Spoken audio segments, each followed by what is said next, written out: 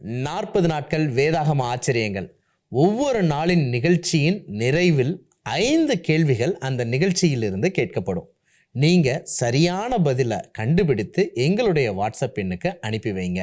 இந்த 40 நாளும் 40 எபிசோடையும் பார்த்து சரியான பதிலை எங்களுக்கு அனுப்பி வைக்கக்கூடிய நபருக்கு சிறந்த பரிசை உங்களுக்கு அனுப்பி வைக்க குழுவாக திட்டமிட்டு இருக்கிறோம். ஆமேன்.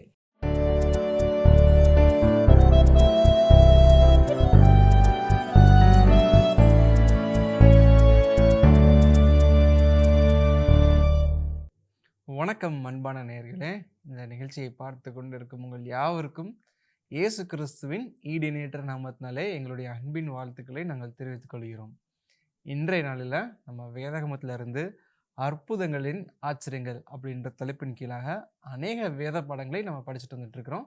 நம்மோடு சிறப்பு விருந்தினராக பீட்டர் மாதவன் அவர்கள் இணைந்திருக்கிறாங்க. வாருங்கள், நாம் அவரை வரவேற்று நிகழ்ச்சிக்குள்ளாக செல்வோம். மாதவன், இந்த நாளில் நீங்கள் எப்படி இருக்கிறீங்க? கர்த்தருடைய கிருபையினால சுகமாகவும் நலமாகவும் இருக்கிறேன் பிரதர். ரொம்ப சந்தோஷம் மாதவன். இன்னைக்கு நம்ம அற்புதங்களின் ஆச்சரியங்கள் அப்படின்ற தலைப்பின் கீழாக என்ன ஒரு ஆச்சரியமான பாடத்தை நாம் படிக்க போகிறோம்? 40 நாட்களும் அற்புதங்களில் உள்ள ஆச்சரியங்களை பற்றி நாம் படித்து வருகிறோம். விசேஷமா இன்றைக்கு சாத்தானின் அற்புதங்கள் என்ற தலைப்பின் கீழாக படிக்க போறோம் பிரதர். தலைப்பே சற்று வித்தியாசமாக இருக்குது மாதவன். இந்த நிகழ்ச்சியில் எத்தனை அற்புதங்களை பற்றி, அதாவது சாத்தானின் அற்புதங்களை பற்றி நாம் பார்க்க போகிறோம்? சாத்தானின் அற்புதங்களில் 3 முக்கியமான அற்புதங்களை பற்றி நாம் பார்க்க போகின்றோம். ஒன்றன் பின் ஒன்றாக நாம் பார்க்கலாம். அருமை சகோதரரே, முதலாம் அந்த அற்புதம் என்ன? சாத்தானின் அற்புதங்களாக நான் இன்றைக்கு குறிப்பிடப்படக்கூடிய 3 அற்புதங்களும் எகிப்து தேசத்தில் மந்திரவாதிகளால் நடந்ததாக இருக்கிறது. அதனால 3மே எகிப்து தேசத்தில் நடந்த அற்புதங்களாகத்தான் நான் பதிவு செய்ய போகிறேன். முதலாவது அற்புதத்தை தெரிந்து கொள்வதற்கு யாத்திராகமம் 7ஆம் அதிகாரம் 10 முதல் 12ஆம் வாக்கியங்கள் வாசித்தால் தெரிந்து கொள்ளலாம்.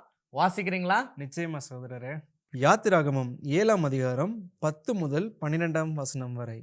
மோசேயும் ஆரோனும் பார்வோனிடத்தில் போய் கர்த்தர் தங்களுக்கு கட்டளையிட்டபடி செய்தார்கள். ஆரோன் பார்வோனுக்கு முன்பாக அவன் ஊழியக்காரருக்கு முன்பாகவும் தன் கோலை போட்டான், அது சர்ப்பமாயிற்று. அப்பொழுது பார்வோன் சாஸ்திரிகளையும் சூனியக்காரரையும் அழைப்பித்தான். எகிப்தின் மந்திரவாதிகளும் தங்கள் மந்திரவாதத்தினால் அப்படி செய்தார்கள். அவர்கள் ஒவ்வொருவனாக தன் தன் கோலை போட்டபோது அவைகள் சர்ப்பமாயின. ஆரோனுடைய கோலோ அவர்களுடைய கோல்களை விழுங்கிற்று. இந்த வசனத்திலிருந்து சாத்தானின் அற்புதத்தில் முதலாவதாக நான் குறிப்பிட விரும்புகிறது மந்திரவாதிகளின் கோல் சர்ப்பமான அற்புதம் என்று நாம் பார்க்கின்றோம். இதுல நீங்க பாத்தீங்கன்னா மோசேயும் ஆரோனும் இஸ்ரவேல் மக்களை விடுவிப்பதற்காக தேவனால் வழிநடத்தப்பட்டு பார்வோன் ராஜாவின் அரண்மனைக்கு போறதை பார்க்க முடியுது. அங்கே போய் தங்களிடத்தில் உள்ள ஆண்டவர் ஆசீர்வதித்து கொடுத்த அந்த கோலை என்ன பண்றாங்க, போடுறாங்க. அந்த கோல் சர்ப்பமாக மாறுகிறது. அதற்கு எதிராக சாத்தானானவன் தன்னுடைய பிரதிநிதிகளாக இருக்கக்கூடிய அந்த மந்திரவாதிகளின் மூலமாக அவர்கள் வைத்த கோலையும் போடுறாங்க. அது என்னவா மாறுது? சர்ப்பங்களாக மாறின என்று பார்க்கின்றோம். ஆனாலும் ஆண்டவருடைய கோல் மற்ற எல்லா கோள்களையும் விழுங்கிற்று. சர்ப்பமாக மாறின ஆரோனுடைய கோல் மற்ற எல்லா கோள்களையும் விழுங்கிற்று என்று நாம பார்க்கிறோம். அப்ப வெற்றி யாருக்குன்னா ஆண்டவர் பக்கம். ஆனாலும் சாத்தான் மாயையான போலியான அற்புதங்களை நிகழ்த்தி இருக்கிறான், அதற்கான வல்லமை கொண்டிருக்கிறான் என்பதை இதிலிருந்து நாம் தெரிந்து கொள்ளலாம். இரண்டாவது அற்புதமாக சாத்தானுடைய அற்புதத்தை நாம் பார்ப்பதற்கு இதே அதிகாரத்தில் யாத்திராகமம் 7ஆம் அதிகாரம் 20ஆம் வாக்கியத்திலிருந்து 22ஆம் வாக்கியம் வரைக்கும் வாசிக்கலாம். நான் வாசிக்கின்றேன். யாத்திராகமம் 7ஆம் அதிகாரம் 20 முதல் 22 வாக்கியங்கள். கர்த்தர் கட்டளையிட்டபடி மோசேயும் ஆரோனும் செய்தார்கள். பார்வோனுடைய கண்களுக்கு முன்பாகவும் அவன் ஊழியக்காரரின் கண்களுக்கு முன்பாகவும் கோலை ஓங்கி நதியில் உள்ள தண்ணீரை அடிக்க நதியில் உள்ள தண்ணீரெல்லாம் இரத்தமாய் மாறி போயிற்று. நதியின் மீன்கள் செத்து நதி நாறி போயிற்று. நதியின் தண்ணீரை குடிக்க எகிப்தியருக்கு கூடாமற் போயிற்று. எகிப்து தேசம் எங்கும் இரத்தமாய் இருந்தது. எகிப்தின் மந்திரவாதிகளும் தங்கள் மந்திர வித்தையினால் அப்படி செய்தார்கள். கர்த்தர் சொல்லி இருந்தபடி பார்வோனின் இருதயம் கடினப்பட்டது, அவர்களுக்கு செவி கொடாமற் போனான். இந்த வசனத்திலிருந்து இரண்டாவது அற்புதம், மந்திரவாதிகள் மந்திர வித்தையினால் நதியின் தண்ணீரை இரத்தமாக மாறச் செய்த அற்புதம் என்று பார்க்கின்றோம். மோசேயும் ஆரோனும் தங்களுடைய கோலை பயன்படுத்தி நைல் நதியில் உள்ள நதியின் தண்ணீர் இரத்தமாக மாறச் செய்வதை பார்க்க முடிகின்றது. ஏன் இரத்தமாக மாறிற்று என்றால் அங்கு உள்ள மீன்கள் எல்லாம் செத்து போயிற்று என்று நம்ம பார்க்கிறோம். இப்படியாக ஆண்டவர் தன்னுடைய ஜனங்களை விடுவிப்பதற்காக செய்த வாதைகளில் இது மிக முக்கியமான வாதை, முதலாம் வாதை என்று கூட அழைக்கப்படும். இந்த வாதையின் போது இதற்கு இணையாக அதை போன்ற ஒரு அற்புதத்தை யார் செய்றாங்க அப்படின்னு பார்த்தா மந்திரவாதிகளும் மந்திர வித்தையினால் இந்த காரியத்தை செய்வதை பார்க்க முடிகின்றது. இங்கேயும் சாத்தான் ஆண்டவருடைய அற்புதத்துக்கு நிகரான அற்புதங்களை செய்வதை பார்க்க முடிகின்றது. சாத்தானின் அற்புதங்கள்ல மூன்றாவது அற்புதத்தை நாம் தெரிந்து கொள்வதற்கு யாத்திராகமம் 8ஆம் அதிகாரம் 5 முதல் 7 வாக்கியங்களை வாசித்து தெரிந்து கொள்ளலாம். நிச்சயமா. யாத்திராகமம் 8ஆம் அதிகாரம் 6ஆம் 7ஆம் வாக்கியம். அப்படியே ஆரோன் தன் கையை எகிப்தில் உள்ள தண்ணீர்கள் மேல் நீட்டினான். அப்பொழுது தவளைகள் வந்து எகிப்து தேசத்தை மூடிக்கொண்டது. மந்திரவாதிகளும் தங்கள் மந்திர வித்தையினால் அப்படி செய்து எகிப்து தேசத்தின் மேல் தவளைகளை வரப்பண்ணினார்கள். இதுல மந்திரவாதிகளும் தங்களுடைய மந்திர வித்தையினால் தவளைகளை புறப்பட்டு வர செய்வதை பார்க்க முடிகின்றது. இதுவும் தேவனுடைய அற்புதத்துக்கு இணையாக சாத்தான் எதிராக செய்யக்கூடிய சாத்தானின் அற்புதமாக இருக்கிறது. இப்படி எத்தனை அற்புதம் பார்த்துட்டோம்? 3 அற்புதம் பார்த்தோம். முதலாவது ஆண்டவருடைய அற்புதத்துக்கு எதிராக தங்களுடைய கோல்களை போட்டு சர்ப்பங்களாக மாற்றின அற்புதத்தை பார்க்கிறோம். இரண்டாவது மந்திரவாதிகள் மந்திர வித்தையினால் நதியின் தண்ணீரை இரத்தமாக மாற்றின அற்புதத்தை பார்க்க முடிகின்றது. மூன்றாவது மந்திரவாதிகள் மந்திர வித்தையினால் தவளைகள் புறப்பட்டு வர செய்வதை பார்க்க முடிகின்றது. சரி, இப்படி எத்தனை அற்புதங்களை தான் தொடர்ந்து செஞ்சாங்க அப்படின்னு பாத்தீங்கன்னா, அவர்களுடைய அற்புதம் நின்று போயிற்று, அவர்களால் செய்யக்கூடாமற் போயிற்று என்று அடுத்த நிகழ்வே நமக்கு காட்டுகிறது. அந்த வசனத்தை நாம் வாசிச்சிடலாம். யாத்திராகமம் 8ஆம் அதிகாரம் 16 முதல் 19ஆம் வாக்கியம் வாசிக்கின்றேன். யாத்திராகமம் 8ஆம் அதிகாரம் 16 முதல் 18ஆம் வாக்கியங்கள். அப்பொழுது கர்த்தர் மோசேயினிடத்தில், நீ ஆரோனை நோக்கி உன் கோலை நீட்டி பூமியின் புழுதியின் மேல் அடி, அப்பொழுது அது எகிப்து தேசம் எங்கும் பேன்களாய் போம் என்று சொல் என்றார். அப்படியே செய்தார்கள். ஆரோன் தன் கையில் இருந்த தன் கோலை நீட்டி பூமியின் புழுதியின் மேல் அடித்தான். அப்பொழுது அது மனிதர் மேலும் மிருக ஜீவன்கள் மேலும் பேன்களாய் எகிப்து தேசம் எங்கும் பூமியின் புழுதியெல்லாம் பேன்களாயிற்று. மந்திரவாதிகளும் தங்கள் மந்திர வித்தையினால் பேன்களை பிறப்பிக்கும்படி பிரயத்தனம் செய்தார்கள். செய்தும் அவர்களால் கூடாமற் போயிற்று. பேன்கள் மனிதர் மேலும் மிருக ஜீவன்கள் மேலும் இருந்தது.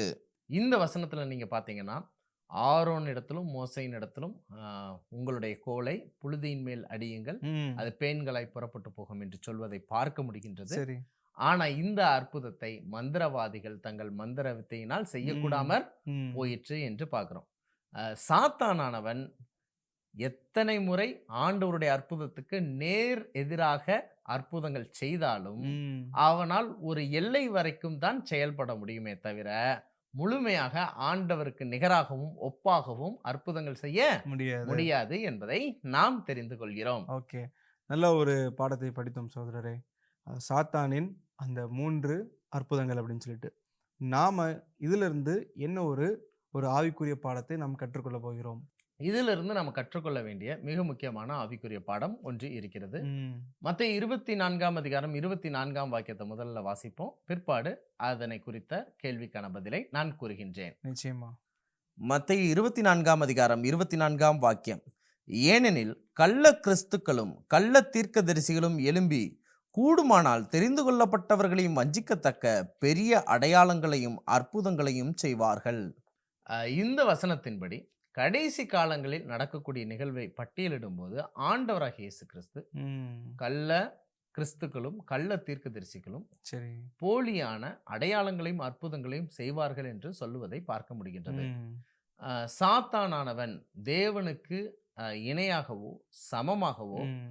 மாற்றாகவோ சில அற்புதங்களை செய்து மக்களை ஏமாற்றக்கூடியவனாக கடைசி காலங்களிலும் செயல்படுவான் என்பதை நாம் இந்த வாக்கியத்தின் மூலமா புரிந்து கொள்ளலாம். சரி. இப்படித்தான் எகிப்திலேயே அவன் செயல்பட்டாங்கிறதுக்கான ஆதாரத்தையும் நம்ம என்ன பண்ணோம்னா பார்த்தோம். இப்போ நாம அற்புதங்கள் ஒரு ஊழியக்காரன் செய்கிறான் என்பதினாலே அவர் கர்த்தருடைய ஊழியக்காரர் என்று நம்பி ஏமாந்து விடக்கூடாது. அந்த ஊழியக்காரனுடைய பக்தி வைராக்கியம், அந்த ஊழியக்காரனுடைய நம்பிக்கை, அந்த ஊழியக்காரனுடைய விசுவாசம் கர்த்தருடைய வேதத்தின் ஒவ்வொரு வார்த்தைகளின் மீதும் அமைந்திருக்கிறதா என்பதை சோதித்து பார்த்துத்தான் அவரை நாம் பின்பற்ற வேண்டும். சரி. மாறாக என்னுடைய விசுவாசம் அவர் அநேக அற்புதங்களை செய்கிறார், அநேக அடையாளங்களை செய்கிறார், அநேக வித்தியாசமான காரியங்களை செய்கிறார் என்று எண்ணி அந்த நபரை நான் பின்தொடர்ந்தால் நான் வஞ்சிக்கப்படுவதற்கு அதிகமான வாய்ப்பு இருக்கிறது. சரி. ஏனென்றால் சாத்தானானவனும் அற்புதங்களையும் அடையாளங்களையும் செய்வான் என்று தீர்க்க தரிசனமும் நமக்கு இருக்குது, பழைய ஏற்பாட்டில் ஆதாரமும் நமக்கு இருக்குது. சரி. அதனால நம்முடைய நம்பிக்கை ஒரு ஊழியக்காரனையோ மற்றவரையோ பின்பற்றும் போது பின்தொடரும் போது வேதத்தின்படி சாட்சியாகமத்தின்படி ஒவ்வொரு வார்த்தையின்படியும் அவர்களுடைய விசுவாசம் சரியாக இருக்கிறதா இல்லையா என்பதை பரிசோதித்து பார்த்துத்தான் பின்பற்ற வேண்டுமே ஒழிய அற்புதங்களை வைத்து ஒருவரை உண்மையான ஊழியக்காரர் என்று நினைத்து விடக்கூடாது. ஏனென்றால் கள்ள தீர்க்கதரிசிகளும் கள்ள கிறிஸ்துக்களும் கடைசி காலத்தில் தெரிந்து கொள்ளப்பட்டவர்களை வஞ்சிக்க அற்புதங்களை பயன்படுத்துவார்கள் என்று வேதம் கூறுகிறது. அதனாலே ஜாக்கிரதையாய் இருங்கள் என்று கூறி நான் நிறைவு செய்கிறேன். ரொம்ப நல்ல ஒரு பாடத்தை படித்தோம் சகோதரரே. இந்த பாடத்தை கேட்டுட்டு இருக்கிற நேயர்களுக்கு ஒரு விழிப்புணர்வு ஏற்படத்தக்கதாக இந்த செய்தி இருக்கும் அப்படின்றதுல எனக்கு எந்த சந்தேகமும் இல்லை. இந்த நிகழ்ச்சியை நிறைவு செய்யும் வண்ணமாக ஒரு சிறு ஜெபத்தை ஏறெடுத்து நாம் இந்த நிகழ்ச்சியை நிறைவு செய்வோம். நிச்சயமாக நேயர்களே, உங்களுக்காக நான் ஜெபிக்கிறேன். கிருபை நிறைந்த நல்ல தகப்பனே, அப்பா, இந்த பாடத்திற்காக உமக்கு நன்றி அப்பா. ஆண்டவரே, இந்த கடைசி காலங்களில் நாங்கள் வஞ்சிக்கப்படாதபடிக்கு எங்களுடைய விசுவாசம் அற்புதம் செய்யும் ஊழியக்காரர் மீது இராதபடிக்கு எங்களை காப்பாற்ற உதவி செய்யும் ஆண்டவரே. உம்முடைய சத்திய வார்த்தையின் ஒவ்வொரு வார்த்தையின் மீதும் விசுவாசம் வைத்த, ஒவ்வொரு வார்த்தையையும் பின்பற்றக்கூடிய ஊழியக்காரர் மீதே எங்களுடைய நம்பிக்கையை நாங்கள் பதிக்க நீர் கிருபை செய்ய வேண்டுமாய் நாங்கள் ஜெபிக்கிறோம் ஆண்டவரே. நாங்கள் ஒருபோதும் அற்புதங்களை நம்பி எந்த ஊழியக்காரரையும் பின்தொடர்ந்து விசேஷமாக இந்த கடைசி காலத்தில் வஞ்சிக்கப்படாதபடிக்கும் சாத்தானால் ஏமாற்றப்படாதபடிக்கும் நீர் கிருபையாய் இருந்து உம்முடைய வலதுகரத்தினாலே எங்களுடைய வலதுகரத்தையும் பிடித்து காப்பாற்ற வேண்டுமாய் ஜெபிக்கிறோம். இதை பார்த்து கொண்டிருக்கிற ஒவ்வொருவரையும் நீர் ஆசீர்வதித்து கடைசி கால வஞ்சகங்களிலிருந்து காப்பாற்ற வேண்டுமாய் நான் மன்றாடுகிறேன். இந்த ஜெபத்தை இயேசுவின் ஈடு இணையற்ற நாமத்தினாலே ஜெபிக்கிறோம். ஜெபங்கேளும் நல்ல பிதாவே. ஆமேன், ஆமேன். மீண்டும் ஒரு நிகழ்ச்சியில் சந்திப்போம். தேவன் உங்களோடு கூட இருப்பாராக. ஆமேன். ஆமேன். நண்பரே, நேயர்களே, சாத்தானின் அற்புதங்கள் அப்படின்ற தலைப்பின் கீழாக இந்த செய்தியை நாம் பார்த்தோம். நாம் விழிப்புணர்வோடு ஜாக்கிரதையாக இந்த இறுதி நாட்களில் வாழுவோம். தேவனுடைய உண்மையான சத்தியத்தை பற்றி கொண்டு மற்றவர்களுக்கு சாட்சியாக இருப்போம். மீண்டும் ஒரு நிகழ்ச்சியில் நாங்கள் உங்களை சந்திக்கிறோம். தேவன் உங்களோடு கூட இருப்பாராக.